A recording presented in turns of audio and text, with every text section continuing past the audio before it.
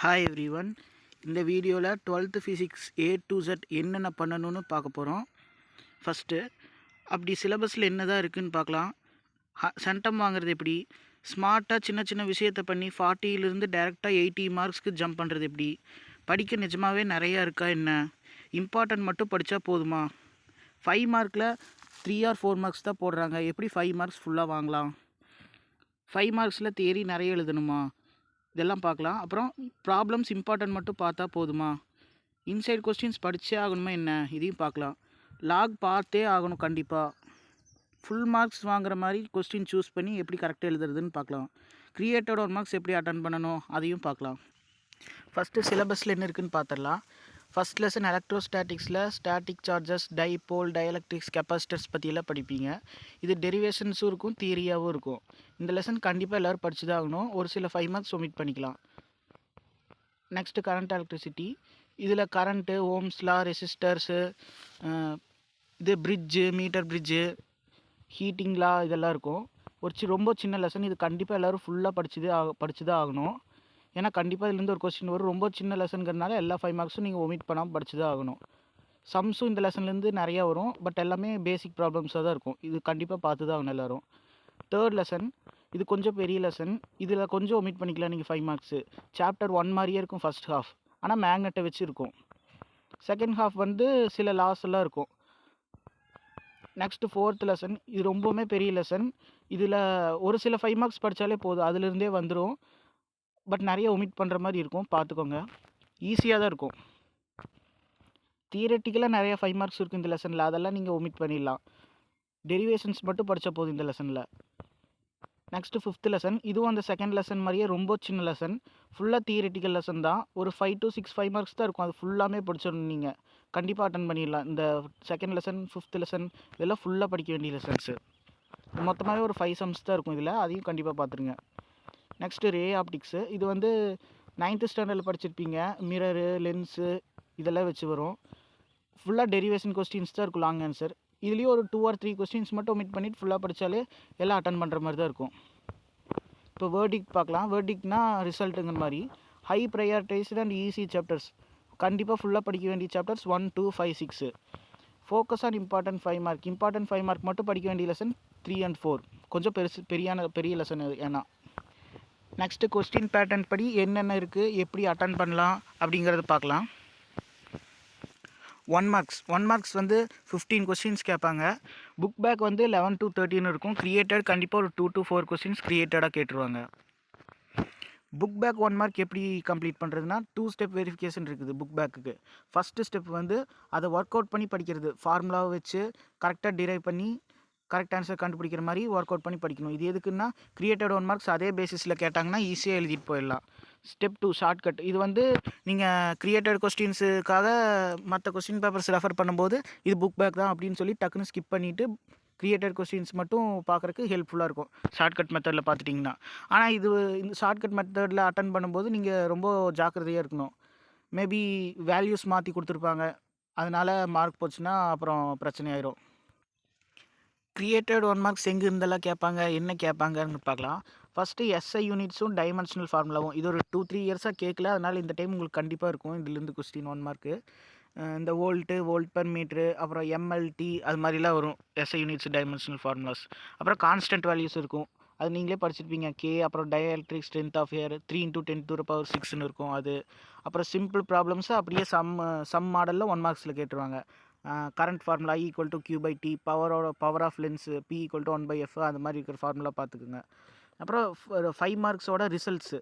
இந்த தீட்டா = 0 டிகிரினா மேக்ஸிமமாக இருக்குமா, மினிமமாக இருக்குமா டார்க்கு, அது மாதிரிலாம் இருக்கும்ல, அந்த ரிசல்ட்ஸ் கேட்பாங்க.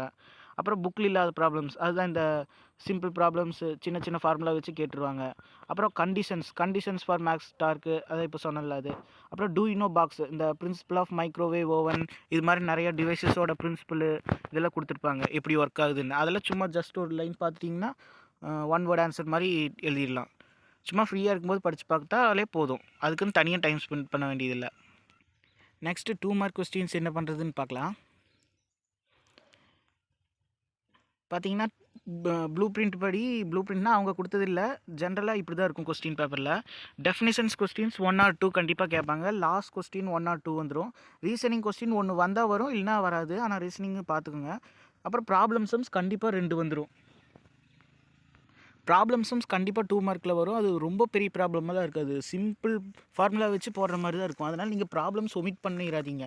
பண்ணாமல் இந்த சிம்பிளாக இருக்கிற ப்ராப்ளம்ஸாவது அட்லீஸ்ட் பார்த்துட்டிங்கன்னா 2 மார்க்ஸ் உங்களுக்கு ரொம்ப ஹெல்ப்ஃபுல்லாக இருக்கும். தெரியாது இன்சைட் கொஸ்டின் கேட்டாங்கன்னா. இது பாருங்கள், ஒரு கொஸ்டின் பேப்பர்லேருந்து எடுத்தது. டெஃபினிஷன் கொஸ்டின் பாருங்கள், 16, 17 டெஃபினிஷனு, 20 டெஃபினிஷனு, 21 டெஃபினிஷனு, 22 லா கொஸ்டின் கேட்டிருக்காங்க. அப்புறம் 23யும் 19ம் பார்த்தீங்கன்னா ரீசனிங் கொஸ்டின் கேட்டிருக்காங்க. 18ம் 24ம் சம் பேசிஸில் கேட்டிருக்காங்க.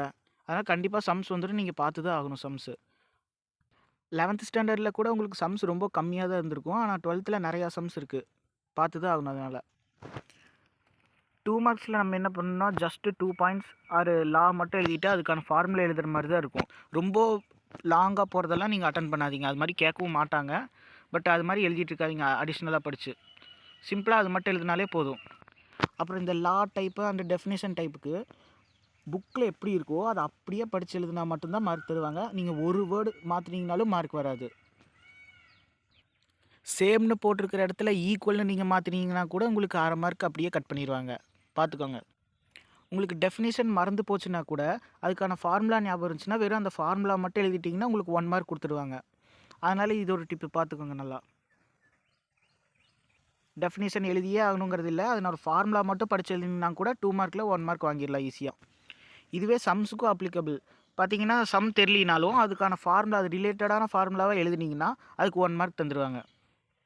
அதுக்குன்னு சம்மந்தமே இல்லாமல் வேறு ஏதோ ஒரு ஃபார்முலா எழுதி வச்சுட்டு டீச்சர்கிட்ட போய் சண்டை போடக்கூடாது. அதுக்கு ரெஸ்பான்சிபிள் நீங்கள் தான். அப்புறம் ரிலேட்டட் ஃபார்முலாவே எழுதணும். Mark boosting tip for 2 mark என்னென்னா, எல்லா லெசன்லேயும் இருக்கிற ரொம்ப சிம்பிளான பேசிக்கான ஒரே ஃபார்முலா வச்சு போடுற மாதிரியான 2 மார்க் சம்ஸ் எல்லாத்தையும் பார்த்துருங்க. கண்டிப்பாக அட்டன் பண்ணிடலாம். டெஃபினேஷன் ஏதாவது எங்கேயா மறந்து போச்சுன்னா கூட. நெக்ஸ்ட்டு 3 மார்க் கொஸ்டின்ஸ் பற்றி பார்க்கலாம். 3 மார்க்ஸோட ப்ளூ பிரிண்ட் பற்றி பார்த்தீங்கன்னா ஒரு சில பிக் டெஃபினேஷன்ஸ் இருக்கும், கொஞ்சம் பெருசாக இருக்கிற மாதிரி இருக்கும், அது கேட்பாங்க. அப்புறம் டிஃப்ரென்ஸ் பிட்வீன் கொஸ்டின்ஸ் கண்டிப்பாக 1 ஆர் 2 வந்துடும். அப்புறம் சின்ன சின்ன டெரிவேஷன் கொஸ்டின்ஸ் இருக்கும், டார்க் டியூ டு டைபோல் அது மாதிரிலாம் இருக்கும். அப்புறம் ப்ராப்ளம்ஸ் சம்ஸு கண்டிப்பாக 2 to 3, 2லாம் இல்லை, கண்டிப்பாக 3 கேட்டுருவாங்க. நார்மலில் 2, கம்பல்சரியில் 1ன்னு 3 சம் வந்துடும் ப்ராப்ளம்ஸு. ப்ராப்பர்ட்டிஸ், இந்த properties of electromagnetic waves அது மாதிரிலாம் இருக்கும் அது. அப்புறம் யூசஸ் அப்ளிகேஷன் சில டைம் கேட்பாங்க, கேட்டாங்கன்னா லக்கு ஈஸியாக எழுதிடலாம். 3 பாயிண்ட்ஸ் மட்டும் எழுதினா போதும் ஜஸ்ட்டு. இப்போ 3 மார்க் எப்படி அட்டன் பண்ணலான்னு பார்க்கலாம். டிஃப்ரென்ஸ் பிட்வீன் கொஸ்டின்ஸ் கண்டிப்பாக ஒன்று கூட விடாதீங்க, எல்லாத்தையும் படிச்சிருங்க. ஈவன் புக் இன்டீரியர் கிடைச்சாலும் கூட டிஃப்ரென்ஸ் பிட்வீன் கொஸ்டின்ஸ் அதையும் படிச்சிருங்க. படிக்கிறது பெருசில், எக்ஸாம் முன்னாடி கண்டிப்பாக அதை ரிவைஸ் பண்ணிட்டு போயிருங்க, மாற்றி எழுதிடாதீங்க. அப்புறம் ஸ்மால் டெரிவேஷன்ஸ் கண்டிப்பாக வரும். இந்த torque due to dipole, electrostatic potential due to point charge, அது மாதிரிலாம். அது வந்து தியரி அளவை எழுதிட்டு டெரிவேஷன் நிறைய போடுங்க. அதில் ஒரு சின்ன ஸ்டெப்பாக இருந்தால் கூட ஒமிட் பண்ணாமல் எழுதிடுங்க, அப்போ தான் ஃபுல் மார்க் வரும். லா கொஸ்டின் கேட்டாங்கன்னா இந்த கிர்ச்சாஃப் லா அது மாதிரிலாம் கேட்டாங்கன்னா புக்கில் இருக்கிறது எப்படி இருக்கோ அதே மாதிரி லா எழுதுங்க, மாற்றிடாதீங்க வேர்ட்ஸு. இப்போ ப்ராப்ளம்ஸ் கண்டிப்பாக கேட்டு தான் ஆவாங்க, நீங்களும் எழுதி தான் ஆகணும். அதுக்கு 2 பிளான் இருக்குது. ஒன்று, டெய்லியும் 2 சம் போடுங்க. இல்லைன்னா நீங்கள் ஃபிசிக்ஸ் படிக்கும்போது எப்போச்சும் போர் அடிச்சுன்னா டக்குன்னு ப்ராப்ளம்ஸ்குள்ளே போயிருங்க. அது மாதிரி பண்ணும்போது போரும் அடிக்காது, ரொம்ப நேரம் படித்த மாதிரி இருக்காது. அப்புறம் இந்த டிஃப்ரென்ஸ் பிட்வீன் கொஸ்டின்ஸ் மாதிரியே இந்த ப்ராப்பர்ட்டிஸ் பேசிஸ் கொஸ்டின்ஸும் கண்டிப்பாக கேட்பாங்க. நீங்கள் அதை மறந்துட்டால் பிரச்சனையாயிரும். அதனால் கண்டிப்பாக எக்ஸாம் போகிறதுக்கு முன்னாடி அதையும் ரிவைஸ் பண்ணிட்டு போகிறது பெட்டர். அப்புறம் யூசஸ் அண்ட் அப்ளிகேஷன் கொஸ்டின், இது வந்து லைஃப் சேவிங் கொஸ்டினாக இருக்கும். ஜஸ்ட் கீ யூசஸ் மட்டும் ஒரு 4 பாயிண்ட் படிச்சுக்கோங்க. ரொம்ப பெருசாக இருக்குது புக்கில், அவ்வளோலாம் படிக்க வேண்டியதில்லை. மெயின் கீ பாயிண்ட் மட்டும் இருக்கும் அதில், அதை மட்டும் படிச்சுக்கோங்க. எப்பவுமே வரும்னு எக்ஸ்பெக்ட் பண்ணிடுறாங்க இந்த கொஸ்டின். ஆனால் வரும்போது உங்களுக்கு ரொம்ப யூஸ்ஃபுல்லாக இருக்கும் வந்துச்சுன்னா. இப்போ எக்ஸாம்பிள் பாருங்கள், ஒரு கொஸ்டின் பேப்பர்லேருந்து எடுத்தது. டெரிவேஷன் கொஸ்டின் பாருங்கள், ஒரு 3 கேட்டிருக்கிறாங்க. லா கொஸ்டின் ஒன்று கேட்டிருக்கிறாங்க, 2 லா கம்பைன் பண்ணி. அப்புறம் யூசஸ் அப்ளிகேஷன் கொஸ்டின்ஸ் ஒன்று இருக்குது. அப்புறம் ப்ராப்ளம் டைப்பு கண்டிப்பாக 3 கொஸ்டின்ஸ் வந்துருக்கு பாருங்கள். இப்போ 3 மார்க் தான் எப்பவுமே எல்லாத்துக்கும் டஃப் ஆகுது. அது எப்படி இது பண்ணுறதுன்னா, மினி மெட்டீரியல் யூஸ் பண்ணிங்கன்னா ஈஸியாகிக்கும். எப்படி ஈஸியாக மாற்றுறதுன்னு பார்க்கலாம். நீங்கள் ஃபிசிக்ஸ் ரொம்பவுமே மார்க் கம்மி, ஜஸ்ட் பாஸ் தான் ஆகிட்டு இருக்கேன்னா டக்குன்னு இப்போவே ஒரு மினி மெட்டீரியல் கண்டுபிடிச்சி அதை ஜெராக்ஸ் எடுத்து போட்டு அதுலேயே படிக்க ஸ்டார்ட் பண்ணிடுங்க. ஏன்னா ரொம்ப யூஸ்ஃபுல்லாக இருக்கும், அது ரொம்ப டைம் சேவிங்காகவும் இருக்கும். ஒன்லி கீ பாயிண்ட்ஸ் மட்டும்தான் இருக்கும் அதில். ரிவிஷன் பண்ணுறதுக்கும் ரொம்ப யூஸ்ஃபுல்லாக இருக்கும். சில டீச்சர்ஸ் அதில் இருக்கிற சின்ன ஆன்சருக்கு மார்க் கொடுக்க மாட்டாங்க. ஆனால் பப்ளிக்கோட ஒப்பீனியனில் தேவை கிடையாது. ஏன்னா கரெக்டாக கீ பாயிண்ட்ஸ் மட்டும் இருக்கிறதுனால அவங்க மார்க் தந்துடுவாங்க. அப்புறம் ஒரு மினி மெட்டீரியல் எது நல்லா இருக்கும்னு சொல்கிறேன். இந்த ஸ்கூல் எஜுகேஷன் டிபார்ட்மெண்ட் வெள்ளூர் டிஸ்ட்ரிக்ட்னு ஒன்று போட்டிருக்கோம். போன இயரோட தான். பிரச்சனை இல்லை, நீங்கள் அதவே பிரிண்ட் அவுட் எடுத்து படிச்சுக்கலாம். நான் லிங்க் தரேன். பாருங்கள் எப்படி இருக்குன்னு காட்டியிருக்கேன். ஜஸ்ட் ஒரு 3 லைன்ஸ் தியரி, அப்புறம் அதில் இருக்கிற மெயின் ஸ்டெப்ஸ் டெரிவேஷன்ஸ் மட்டும், அப்புறம் டயக்ராம். இப்போ அதையும் கவர்மெண்ட் ஆன்சர் கீயும் கம்பேர் பண்ணி பார்க்கலாம்.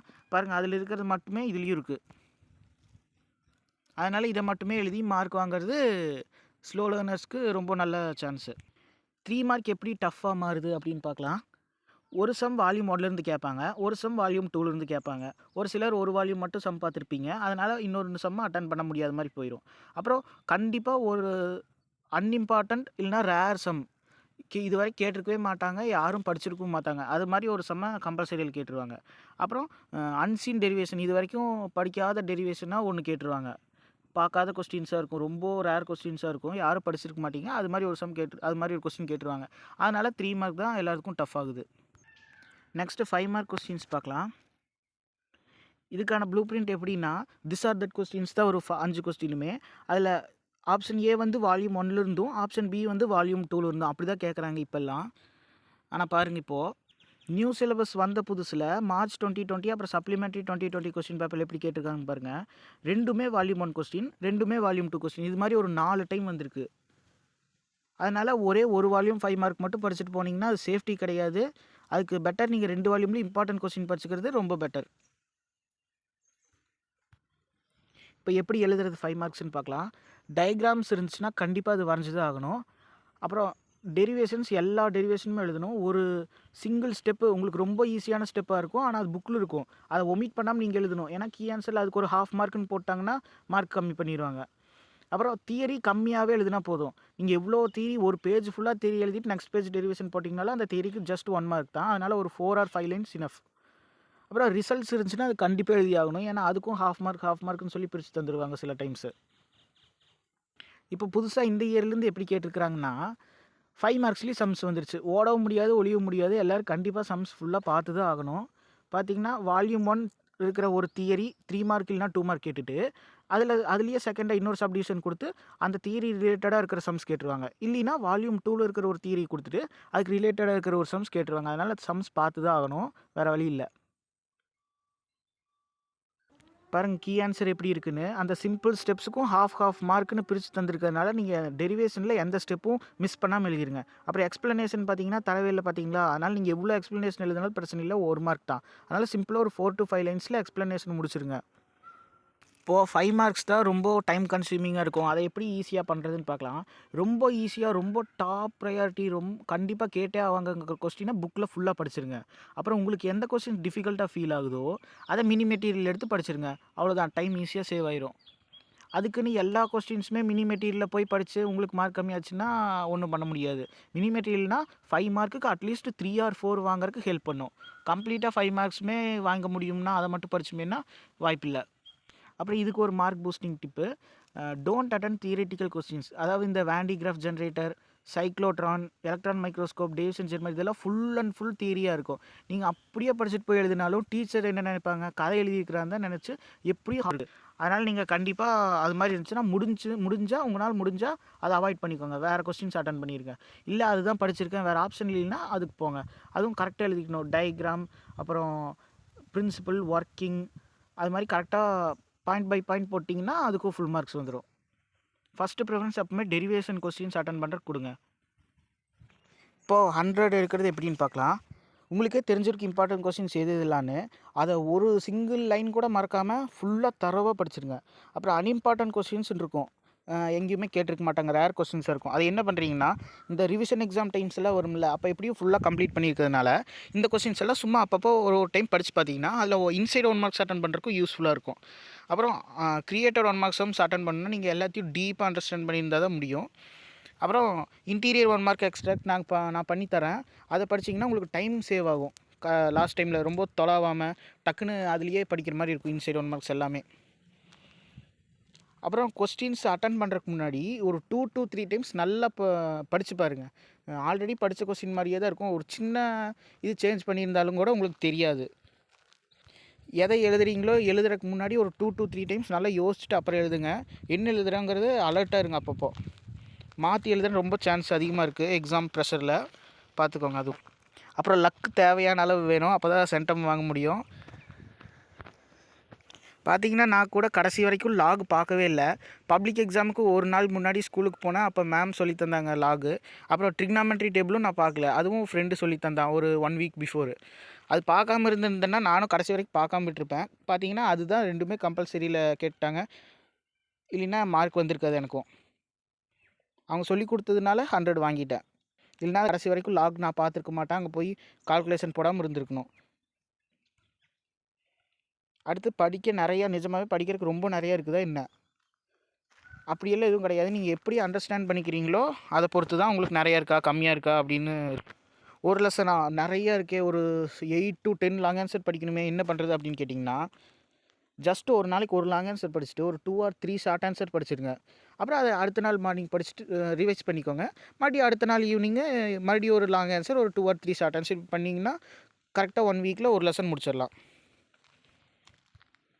இப்போ ரொம்ப ரொம்ப முக்கியமான கொஸ்டின், இம்பார்ட்டன்ட் மட்டும் படித்தா போதுமா, ப்ராப்ளம்ஸ் இம்பார்ட்டன்ட் மட்டும் பார்த்தா போதுமா பாருங்கள் எப்படின்னு. ஒரு 3 to 4 கிரியேட்டட் 1 மார்க்ஸ் கேட்டுருவாங்க, ஒரு 3 மார்க் போச்சுன்னு வச்சுக்கலாம். அன்இம்பார்ட்டன்ட் 2 மார்க்ஸ் கண்டிப்பாக 1 or 2 கேட்பாங்க, அதில் ஒரு 4 மார்க் போச்சுன்னு வச்சுக்கலாம். அதே மாதிரி 1 or 2 அன்இம்பார்ட்டன்ட் 3 மார்க் கேட்பாங்க, அதில் ஒரு 6 மார்க்னு வச்சுக்கோங்க. அப்புறம் 5 மார்க் எப்படியும் ஒன்று லாக் பண்ணுற மாதிரி கேட்பாங்க அந்த சம்ஸ் கேட்டு. நீங்கள் சம்ஸ் பார்க்கலன்னா வச்சுட்டாலும் ஒரு 18 மார்க்ஸ் போயிடும். அப்போது உங்களுக்கு 80லிருந்து 85 மார்க்ஸ் மட்டும் போதுன்னா இம்பார்ட்டன்ட் கொஸ்டின்ஸ் மட்டும் படிக்கலாம். அதுவும் 1 2 படிக்கக்கூடாது, அதை கம்ப்ளீட்டாக தரோ பண்ணுற மாதிரி படிச்சிருக்கணும். ஏன்னா அதில் ஒரு சிங்கிள் லைன் விட்டீங்கனாலும் மார்க் போயிடும் இல்லையா? அப்புறம் இன்சைட் கொஸ்டின்ஸ் படித்தே ஆகணுமா, லாக் பார்க்கணுமா? கண்டிப்பாக. இன்சைட் கொஸ்டின்ஸ் ஃபிசிக்ஸில் சுத்தமாக கிடையாது, புக் பேக் தான் மோஸ்ட்லி வரும். ஒரு 3 to 4 லாங் ஆன்சர்ஸ் மட்டும் இருக்குது, இந்த செகண்ட் லெசனில் இருக்கும். அப்புறம் செகண்ட் வால்யூமில் ஒரு லெசனில் இருக்கும் இன்சைடு 5 மார்க்கு. அந்த 3 to 4 5 மார்க்ஸ் மட்டும் இன்சைட் நீங்கள் படிக்கிற மாதிரி இருக்கும். மற்றது எதுவும் புக் இன்சைட் தேவையே இல்லை ஃபிசிக்ஸ்க்கு, 1 மார்க்ஸ் தவிர. இப்போ லாக் பார்க்கணுமா? கண்டிப்பாக. உங்களுக்கு கால்குலேஷன் நீங்கள் ரொம்ப ஸ்பீடாக இருந்தீங்கன்னா பார்க்க வேண்டியதில்லை. அப்புறம் இந்த லாங் ஹாலிடேஸ் வர டைமில் லாக் டேபிள் படித்து ப்ராக்டிஸ் பண்ணி பார்த்துக்கோங்க. மோஸ்ட்லி சிம்பிள் கால்குலேஷன் தான் கேட்பாங்க அப்படின்னு தான் நானும் நினச்சேன். ஆனால் இந்த வருஷம் ரொம்ப பெரிய கால்குலேஷன் வர சம்மா கேட்டாங்க. Okay, thank you. அப்புறம் நம்ம சேனலில் கம்பல்சரி கொஸ்டின்ஸ் கலெக்ஷன் இருக்குது. இன்சைட் 1 மார்க்ஸ் மட்டும் தனியாக எடுத்து ஒரு PDF இருக்குது. ஃபார்முலா ஷீட்ஸ் தந்துட்டுருக்குறோம். அப்புறம் கொஸ்டின் பேப்பர் கலெக்ஷன்ஸ் எல்லாம் போடுறோம். அதுவும் வேணுன்னா சப்ஸ்கிரைப் பண்ணி பாருங்கள்.